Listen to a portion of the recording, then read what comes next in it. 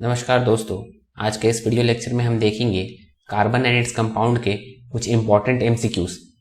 इस वीडियो में जहां जहां ज़रूरत पड़ा है वहां पे मैंने क्वेश्चंस को अच्छी तरह एक्सप्लेन भी किया है। तो ये सेट 30-32 क्वेश्चन का ही है, पर अगर इसे ठीक से पढ़ा जाए तो इसमें से 200 से भी ज़्यादा क्वेश्चन मिलेंगे आपको। तो चलिए स्टार्ट करते हैं क्वेश्चन नंबर 1 से। कार्बन कार्बन एक कैसा बॉन्ड होता है? तो कार्बन कार्बन बॉन्ड एक कोवेलेंट बॉन्ड होता है। जैसा कि हमें पता है कार्बन का एटॉमिक नंबर 6 होता है, तो उसका इलेक्ट्रॉनिक कन्फिगरेशन होगा 2 और 4, यानी बाहरी शेल में उसका 4 इलेक्ट्रॉन रहता है। तो स्टेबिलिटी पाने के लिए ये या तो 4 इलेक्ट्रॉन एक्सेप्ट करेगा या 4 इलेक्ट्रॉन डोनेट करेगा। पर अगर ये 4 इलेक्ट्रॉन एक्सेप्ट करता है तो इसके न्यूक्लियस के लिए 10 इलेक्ट्रॉन्स को होल्ड करना इम्पॉसिबल हो जाएगा, क्योंकि न्यूक्लियस में अभी भी 6 ही प्रोटॉन्स हैं और नेक्स्ट केस में इसको 4 इलेक्ट्रॉन डोनेट करने के लिए बहुत ही ज्यादा एनर्जी का जरूरत पड़ेगा। तो ना तो ये 4 इलेक्ट्रॉन डोनेट कर पाता है, ना ही 4 इलेक्ट्रॉन एक्सेप्ट कर पाता है।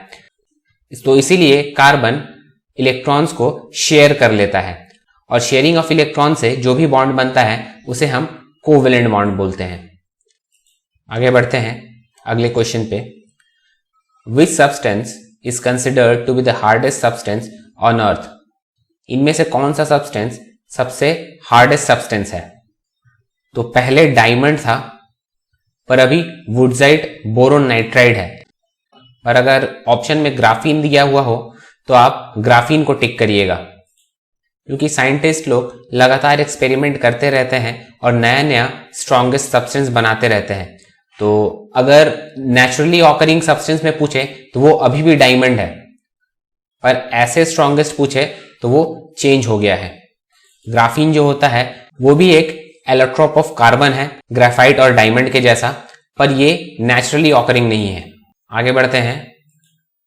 The IUPAC name of given compound is, इसका आईयूपैक नेम क्या होगा? ये देखिए, जहां जहां पे एज है, ये और ये कोना दोनों, ये सारे कार्बन है। आईयूपैक नेम निकालने के लिए सबसे पहले इसमें ये देखेंगे कि इसका लॉन्गेस्ट चेन में कार्बन कितना है। तो इसका लॉन्गेस्ट चेन कौन सा होगा? ये वाला। अगर ऐसे करके जाते हैं तो 4 ही कार्बन मिलेगा, पर ऐसे अगर जाते हैं तो इस केस में 5 कार्बन मिलेगा, और 5 कार्बन यानी पेंटेन होता है। अब काउंटिंग कहां से होगा? काउंटिंग वहां से होता है जहां पे एक फंक्शनल ग्रुप रहता है। तो फंक्शनल ग्रुप यहां पे है क्लोरीन, तो काउंटिंग यहां से स्टार्ट होगा 1 2 3 4 5, यानी सेकेंड प्लेस पे क्लोरीन है और थर्ड प्लेस पे मिथाइल ग्रुप है। तो इसका नाम हो जाएगा 2 क्लोरो 3 मिथाइल पेंटेन। आगे बढ़ते हैं। कौन से रॉक में पेट्रोलियम मिलता है हमें? तो हमें पेट्रोलियम मिलता है सेडिमेंट्री रॉक में। सेडिमेंट्री रॉक लेयर्स में होते हैं। ये देखिए, पेट्रोलियम हमें सी एनिमल्स के और प्लांट्स के रिमेन से मिलता है, और कोल्स लैंड पे जितने प्लांट्स और ट्री हैं उनके रिमेन से बनता है।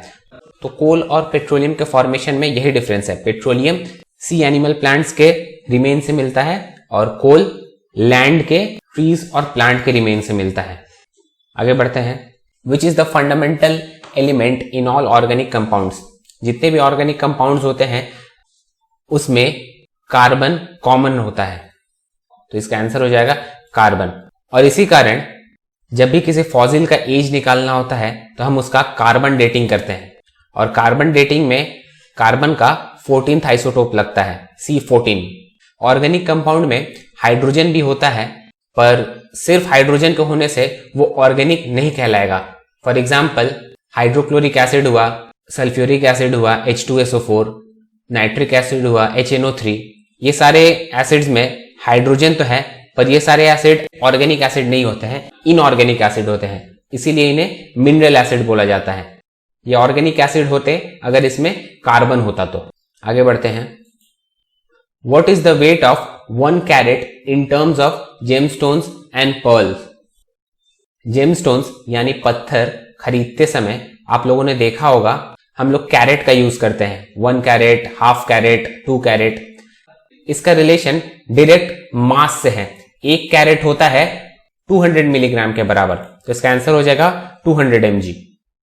आगे बढ़ते हैं। What does a catalyst do? एक कैटलिस्ट रेट ऑफ रिएक्शन को कम करता है, यानी अगर कोई रिएक्शन 5 मिनट में होने वाला है तो उसको कम करके 2 मिनट या 3 मिनट में कर देगा। किसी भी रिएक्शन में एक रिएक्टेंट होता है जो रिएक्टर के प्रोडक्ट बनाता है, तो रिएक्टेंट से प्रोडक्ट बनने में एक मिनिमम अमाउंट ऑफ एनर्जी की जरूरत पड़ता है, एनर्जी यानी हीट, और वो जो मिनिमम अमाउंट ऑफ एनर्जी है उसे हम बोलते हैं एक्टिवेशन एनर्जी। यानी अगर उस रिएक्टेंट में एक्टिवेशन एनर्जी के बराबर एनर्जी नहीं दिया जाए तो रिएक्शन होगा ही नहीं। ये कैटलिस्ट क्या करता है, एक्टिवेशन एनर्जी को कम कर देता है। यानी सपोज कोई भी रिएक्शन होने में अगर 5 किलो कैलोरी एनर्जी लगने वाला है तो वो उसको घटा के 2 या 3 किलो कैलोरी कर देगा। आगे बढ़ते हैं। एक एल्कीन जिसमें 8 कार्बन एटम्स हैं, उसका मॉलिक्यूलर फॉर्मूला क्या होगा? एल्कीन का जनरल फॉर्मूला होता है CnH2n। यानी अगर उसमें कार्बन 8 है तो उसमें हाइड्रोजन उसका डबल होगा यानी 16, तो इसका आंसर हो जाएगा C8H16। General formula of alkene होता है CnH2n+2, यानी अगर कार्बन 8 होगा तो हाइड्रोजन उसका डबल +2 हो जाएगा यानी 18। और ये है जनरल फॉर्मूला ऑफ एल्कीन जो अभी देखा हम लोगों ने। Last general formula of alkyne होता है CnH2n-2। अगर कार्बन का नंबर 8 हो तो H हो जाएगा 2n-2 यानी 14। Next question. ये चारों पॉइंट्स में से कौन सा सही है कौन सा गलत है ये हमें सिलेक्ट करना है। सबसे पहला point, diamond is sp3 hybridized whereas graphite is sp2। सही है, डायमंड sp3 हाइब्रिडाइज्ड रहता है, यानी एक कार्बन एटम उसका 4 कार्बन एटम से जुड़ा रहता है और इसका स्ट्रक्चर है टेट्राहेड्रल। और ग्रेफाइट sp2 हाइब्रिडाइज्ड रहता है, यानी इसका एक कार्बन एटम 3 कार्बन एटम से जुड़ा हुआ रहता है। दूसरा point, graphite is used as a moderator in nuclear reactor. हाँ, ग्रेफाइट का यूज एज अ मॉडरेटर होता है न्यूक्लियर रिएक्टर में, और एक मॉडरेटर न्यूट्रॉन्स के स्पीड को स्लो कर देता है। Third point, diamond is the hardest natural substance. ये भी सही है, नेचुरली ऑकरिंग सब्सटेंस में डायमंड सबसे हार्डेस्ट है। Last, diamond is the purest form of carbon. ये भी सही है, यानी चारों सही। Next, what is gasohol? आप इसको तोड़ के भी आंसर बना सकते हैं इसका। गैसो यानी गैसोलीन, गैसोलीन पेट्रोल को बोला जाता है, और ओल यानी कोई अल्कोहल होगा, तो आपको पता रहना चाहिए ये अल्कोहल यानी इथेनॉल, मीथेनॉल नहीं होगा, इथेनॉल होगा। तो इसका आंसर हो जाएगा गैसोलीन प्लस इथेनॉल। इसका यूज एज अ फ्यूल होता है और इसमें एंटी नॉक प्रॉपर्टी भी है, यानी व्हीकल्स में इनकम्प्लीट कंबशन की वजह से जो नॉइज आता है वो ये फ्यूल यूज करने से नॉइज नहीं आएगा। यानी एंटी नॉक कंपाउंड्स वो कंपाउंड्स होते हैं जो व्हीकल्स में अनवांटेड नॉइज को हटाते हैं। और एक एंटी नॉक कंपाउंड का नाम याद रखिएगा, टेट्रा इथाइल लेड, TEL। ये भी as an anti knock compound use होता है। आगे बढ़ते हैं। What is the amount of carbon in the atmosphere? हमारे एटमॉस्फेयर में कार्बन कंटेंट है 0.03% in form of carbon dioxide. अगर आप एनसीईआरटी बुक फॉलो करेंगे तो उसमें 0.03% दिया हुआ है। यही अगर आप गूगल में देखेंगे तो इसका आंसर 0.18% दिया हुआ है। पर गवर्नमेंट जॉब एग्जाम्स में हमें एनसीईआरटी फॉलो करने को रिकमेंड किया जाता है, तो हम इसका आंसर 0.03% ही लिखेंगे। आगे बढ़ते हैं। Why does carbon atom not form C- anion? Carbon atom anion क्यों नहीं बनाता है? अभी हम लोगों ने थोड़ी देर पहले देखा, एनायन अगर ये बनाएगा तो इसको 4 इलेक्ट्रॉन एक्सेप्ट करना होगा, और अगर ये 4 इलेक्ट्रॉन एक्सेप्ट करता है तो इसके न्यूक्लियस को 4 इलेक्ट्रॉन को होल्ड करने में बहुत परेशानी होगा, क्योंकि न्यूक्लियस में 6 ही प्रोटॉन है। इसका आंसर हो जाएगा nucleus unable to hold 4 extra electrons. Next, which among the following fuel produces minimum air pollution? इनमें से कौन सा फ्यूल सबसे कम एयर पोल्यूशन फैलाता है? तो याद रखिएगा हाइड्रोजन फ्यूल। हाइड्रोजन सबसे क्लीनेस्ट फ्यूल होता है, क्योंकि इसके कंबशन से बस वाटर वेपर ही निकलता है।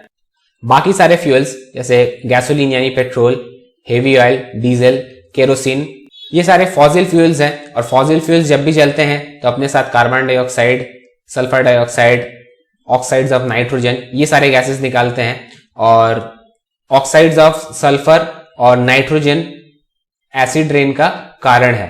याद रखिएगा, oxide of sulphur and nitrogen. Next, fullerene has a shape of, fullerene यानी बकमिनिस्टर फुलरीन, फुलरीन को बकी बॉल भी बोला जाता है। फुलरीन एक कार्बन का एलोट्रॉप है और ये फुटबॉल के शेप में पाया जाता है। इसका फॉर्मूला C60 होता है। इसे डिस्कवर किया था सर हैरोल्ड क्रोटो और रिचर्ड स्मॉली ने और इसके लिए इन्हें 1996 में नोबेल प्राइज भी मिला था। आगे बढ़ते हैं, कौन सा allotrope of carbon electricity conduct करता है? तो ये है ग्रेफाइट। याद रखिएगा, ये एक एक्सेप्शन है, नॉन मेटल होते हुए भी ग्रेफाइट इलेक्ट्रिसिटी कंडक्ट करता है।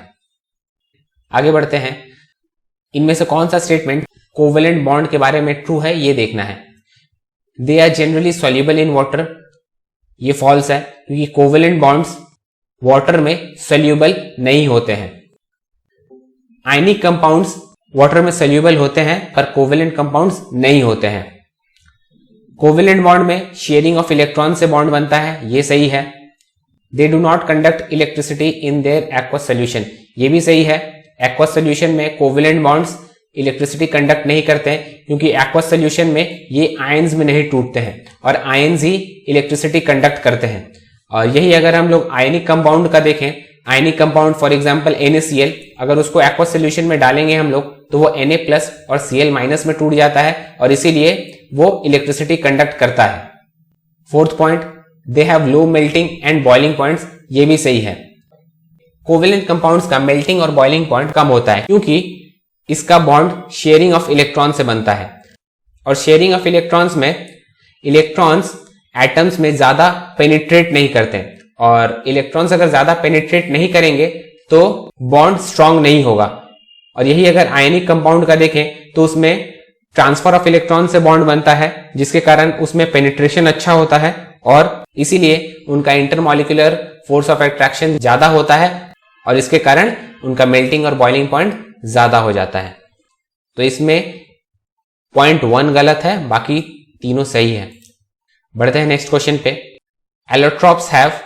एलोट्रॉप्स वो एलिमेंट होते हैं जिनका केमिकल प्रॉपर्टीज तो सेम होता है पर फिजिकल प्रॉपर्टी अलग अलग होता है, यानी वो बने सेम ही एटम के रहेंगे। जैसे कार्बन के एलोट्रॉप्स डायमंड, ग्रेफाइट, बकमिनिस्टर, फुलरीन, ये सारे एलोट्रॉप्स कार्बन के ही बने हुए हैं सिर्फ, पर इनका अगर फिजिकल प्रॉपर्टी देखेंगे जैसे मेल्टिंग पॉइंट हो गया, बॉइलिंग पॉइंट हुआ, इंटरमॉलिक्यूलर फोर्स ऑफ अट्रैक्शन हुआ, ये सारे डिफरेंट होते हैं। तो इसका आंसर हो जाएगा same chemical property but different physical property.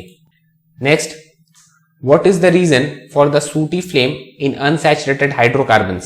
सूटी यानी ब्लैक फ्लेम। अनसैचुरेटेड हाइड्रोकार्बन को जब भी आप जलाएंगे तो उसमें से काला फ्लेम निकलता है। ये होता है due to higher percentage of carbon. Unsaturated hydrocarbon वो हाइड्रोकार्बन्स होते हैं जिनमें डबल या ट्रिपल बॉन्ड पाया जाता है और हाइड्रोकार्बन्स में जब भी डबल या ट्रिपल बॉन्ड बढ़ता है तो उसमें हाइड्रोजन का कंटेंट घटेगा और कार्बन का कंटेंट बढ़ेगा। अगर दो कार्बन वाले सैचुरेटेड और अनसैचुरेटेड हाइड्रोकार्बन में से कार्बन का परसेंटेज आप अगर निकालेंगे तो आप देखेंगे कि सैचुरेटेड हाइड्रोकार्बन में कार्बन का कंटेंट बहुत कम आएगा और अनसैचुरेटेड हाइड्रोकार्बन में कार्बन का कंटेंट ज्यादा आएगा। और कार्बन का कंटेंट अगर ज्यादा रहा तो उसमें से काला धुआं निकलेगा ही। आगे बढ़ते हैं, हाइड्रोजिनेशन ऑफ ऑयल में कौन सा गैस यूज होता है? तो इधर से आप पता लगा सकते हैं, हाइड्रोजिनेशन यानी हाइड्रोजन का एडिशन करना, इसका आंसर हो जाएगा हाइड्रोजन। एसीटोन और प्रोपेनॉन में कौन सा फंक्शनल ग्रुप है? तो इस कंपाउंड के एंड में देखिए क्या लगा हुआ है, इस कंपाउंड के एंड में ओन है, इसमें भी ओन है, यानी ये कीटोन हो जाएगा। अगर किसी कंपाउंड के एंड में एल लगा है, AL, तो वो एल्डिहाइड होता है। अगर किसी कंपाउंड के एंड में ओइक एसिड लगा है यानी वो कार्बोक्सिलिक एसिड है। अगर OL लगा है तो समझ लीजिएगा वो एल्कोहल है। तो इस केस में आंसर हो जाएगा कीटोन। बढ़ते हैं नेक्स्ट क्वेश्चन पे। Which among the following does not contain carbon? इनमें से किस कंपाउंड में कार्बन नहीं है? ह्यूमन बॉडी में होता है, यूरिया में होता है, यूरिया का फॉर्मूला होता है NH2 CONH2, और ग्लूकोज में भी होता है C6H12O6 है इसका फॉर्मूला। नहीं होता है सिलिका में। सिलिका यानी सिलिकॉन डाइऑक्साइड SiO2। तो याद रखिएगा सिलिका में कार्बन नहीं होता है, सिलिका सैंड में पाया जाता है। Next question, which among the following is an example of alkene? इनमें से एल्कीन कौन सा है? तो एल्कीन का आपने जनरल फॉर्मूला देखा था CnH2n, यानी कार्बन जितना रहेगा उसका डबल अगर हाइड्रोजन रहे तो वो एल्कीन होगा। तो इस केस में C2H4 हो जाएगा। ये एल्केन, एल्कीन, एल्काइन का जनरल फॉर्मूला तीनों। बढ़ते हैं नेक्स्ट क्वेश्चन पे। डायमंड इतना हार्ड क्यों होता है? डायमंड हार्ड होता है due to its tetrahedral structure. ये क्वेश्चन बहुत सारे एग्जाम में रिपीट होता है बार बार, याद रखिएगा। डायमंड का हार्डनेस होता है due to its tetrahedral structure. अगर आप डायमंड का स्ट्रक्चर देखेंगे उसमें एक कार्बन एटम 4 कार्बन एटम से जुड़ा हुआ रहता है और इस स्ट्रक्चर का नाम है टेट्राहेड्रल स्ट्रक्चर। अगर इसका हाइब्रिडाइजेशन पूछे तो वो होगा sp3। जब भी एक कार्बन एटम 4 एटम से जुड़ा हुआ रहता है तो उसका हाइब्रिडाइजेशन होता है sp3। अगर कोई कार्बन एटम 3 एटम से जुड़ा हुआ रहे उस केस में उसका हाइब्रिडाइजेशन होगा sp2। अगर कोई कार्बन एटम 2 एटम से जुड़ा हुआ रहेगा तो उस केस में उसका हाइब्रिडाइजेशन होगा sp। Next question, which among the following reagents is used for conversion of alcohols to carboxylic acid? Alcohol से एसिड में जाना यानी ऑक्सीडेशन कराना, और एसिड से अल्कोहल में जाना यानी रिडक्शन करवाना। तो ऑक्सीडेशन के लिए 2 इंपॉर्टेंट रिएजेंट है, एक तो अल्कलाइन पोटेशियम परमैंगनेट और दूसरा एसिडिफाइड पोटेशियम डाइक्रोमेट। और एक रिड्यूसिंग एजेंट का भी नाम याद रखिएगा, लिथियम एल्यूमिनियम हाइड्राइड। अगर पूछे एसिड से अल्कोहल बनाने में कौन सा रिएजेंट का यूज करेंगे हम लोग, तो उस केस में हो जाएगा लिथियम एल्यूमिनियम हाइड्राइड। या और एक रिएजेंट है जिसका नाम है DIBAL H, DIBALH, diisobutyl aluminium hydride. Next question, what is the reason for the presence of a vast number of organic compounds in nature? Nature में इतने सारे ऑर्गेनिक कंपाउंड पाए जाने का रीजन क्या है? तो इसका 2 रीजन है, एक तो कैटिनेशन और दूसरा कार्बन का टेट्रावैलेंसी। कैटिनेशन वो प्रॉपर्टी होता है किसी भी एटम का जिससे वो अपने ही खुद के एटम में बॉन्ड बनाने पाता है। जैसे आप कार्बन को अगर देखेंगे, कार्बन खुद में ही बॉन्ड बना बना के बहुत लंबा चेन कर देता है, तो इस प्रॉपर्टी को हम लोग बोलते हैं कैटिनेशन। टेट्रावैलेंसी यानी एक कार्बन एटम 4 एटम्स के साथ बॉन्ड बना सकता है। तो एक एटम जितने सारे एटम के साथ बॉन्ड बनाएगा उतना ज्यादा वो कंपाउंड बनाएगा। तो याद रखिएगा कैटिनेशन और टेट्रावैलेंसी के कारण ही हमारे आसपास इतने सारे ऑर्गेनिक कंपाउंड्स देखने को मिलते हैं। Next question, which isotope of carbon is used in carbon dating? Carbon dating यानी फॉसिल्स का जो हम लोग एज निकालते हैं हजारों साल पहले का जो फॉसिल्स का एज निकालते हैं उसे कार्बन डेटिंग बोलते हैं। इसके लिए कार्बन का 14th आइसोटोप लगता है C14, और कार्बन 14 आइसोटोप का हाफ लाइफ होता है 5714 ईयर्स, यानी 1 ग्राम कार्बन 14 आइसोटोप को हाफ ग्राम होने में 5714 साल लग जाएंगे। बढ़ते हैं अगले क्वेश्चन पे। Which catalyst is used in hydrogenation of oil? अभी थोड़ी देर पहले देखा हम लोगों ने, हाइड्रोजिनेशन ऑफ ऑयल में गैस जो लगता है वो हाइड्रोजन है और इसमें जो कैटलिस्ट लगता है वो है निकल। अब समझते हैं हाइड्रोजिनेशन ऑफ ऑयल होता क्या है। ये है अनसैचुरेटेड वेजिटेबल फैट।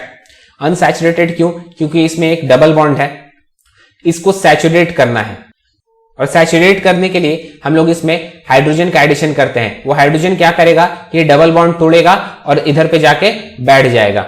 तो अनसैचुरेटेड फैट से सैचुरेटेड फैट बनाने का प्रोसेस को ही हम लोग हाइड्रोजिनेशन ऑफ ऑयल कहते हैं। और हमारे कंट्री में ये जो हाइड्रोजनेटेड ऑयल मिलता है इसे वनस्पति बोला जाता है। फैट और ऑयल में ज्यादा फर्क नहीं होता है। अगर नॉर्मल टेम्परेचर और प्रेशर पे फैट अगर सॉलिड रहे तो वो फैट कहलाएगा, अगर वो लिक्विड रहे तो वो ऑयल कहलाएगा। आगे बढ़ते हैं। अपने अर्थ क्रस्ट में कार्बन का परसेंटेज कितना है? तो अपने अर्थ क्रस्ट में कार्बन का परसेंटेज है 0.02%। अगर आप गूगल में देखेंगे तो इसका आंसर 0.04% है। ये डेटा एनसीईआरटी का है। अगर एटमॉस्फेयर में कार्बन पूछे तो एनसीईआरटी में 0.03% दिया हुआ है और गूगल में 0.18% दिया हुआ है। हमें अर्थ क्रस्ट में कार्बन कार्बोनेट के फॉर्म में मिलता है, हाइड्रोजन कार्बोनेट के फॉर्म में मिलता है, कोल के फॉर्म में मिलता है, पेट्रोलियम के फॉर्म में मिलता है। अगर अर्थ क्रस्ट में पूछे सबसे अबंडेंट मेटल कौन सा है तो वो एल्यूमिनियम होगा। अगर पूछे सबसे अबंडेंट एलिमेंट कौन सा है तो वो ऑक्सीजन हो जाएगा। और सेकेंड अबंडेंट मेटल होता है iron.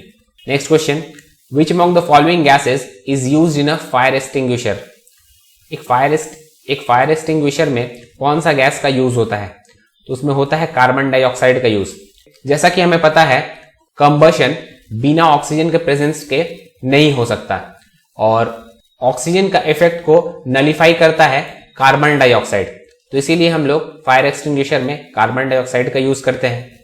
Next question, structural isomers क्या होते हैं? स्ट्रक्चरल आइसोमर्स वो कंपाउंड होते हैं जिनका मॉलिक्यूलर फॉर्मूला तो सेम होता है पर स्ट्रक्चरल फॉर्मूला अलग अलग होता है।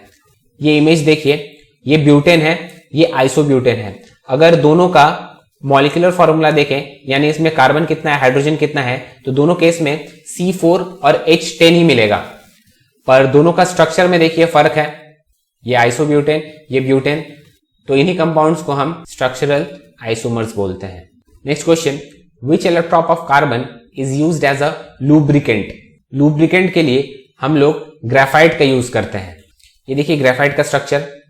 ग्रेफाइट का जो स्ट्रक्चर होता है वो लेयर्स में होता है। ये देखिए, इसमें एक कार्बन एटम 3 कार्बन एटम से जुड़ा हुआ है, यानी ये sp2 हाइब्रिडाइज्ड होगा और इसका स्ट्रक्चर हेक्सागोनल होता है। ये जो लाइनिंग आप देख रहे हैं ये कोई बॉन्ड नहीं है, ये बता रहा है दोनों लेयर्स में जो फोर्स ऑफ अट्रैक्शन है वो बहुत वीक है और इसी कारण ग्रेफाइट के जो लेयर्स होते हैं वो आपस में बहुत इजीली स्लाइड कर पाते हैं। और लुब्रिकेशन में हमें यही जरूरत पड़ता है कि जो लुब्रिकेंट रहे उसमें फ्रिक्शन बहुत कम रहे और वो स्लिपरी हो। तो ये था लास्ट क्वेश्चन हमारा। इधर पे खत्म होता है हमारा MCQ सेट 1। इसका MCQ सेट 2 भी जल्दी ही डालने वाले हैं हम लोग। अगर आपको पहले देखना है वो सेट को तो आप हमारे वेबसाइट पे जाके देख सकते हैं। वेबसाइट का लिंक हमने डिस्क्रिप्शन बॉक्स में दे दिया है। तब तक के लिए goodbye and thanks for watching.